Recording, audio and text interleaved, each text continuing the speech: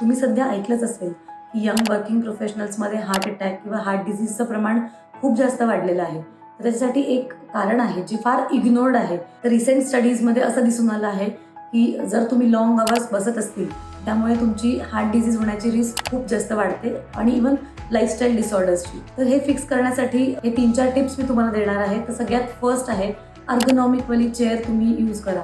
तर तुमची chair perfect आहे का तुमच्या पोश्चरसाठी हे जाणून घेणं इम्पॉर्टंट आहे. Select perfect chair for your posture. Second is तुमचं पोश्चर व्यवस्थित असलं पाहिजे बसताना. असं स्लाउच होऊन बसणं किंवा वाकून बसणं किंवा ते नाही झालं पाहिजे.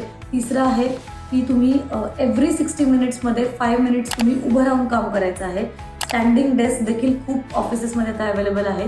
थोड्या वेळाने मे बी 2 आवर्स 3 आवर्सनी सिम्पल स्ट्रेचेस करायचे आहे आणि तिथे एक 10 मिनिट्स सिम्पल वॉक करायचं आहे. हे सिम्पल स्टेप्स फॉलो केल्याने तुम्ही खूप मोठी तुमची हार्ट डिसीजची रिस्क टाळू शकतात.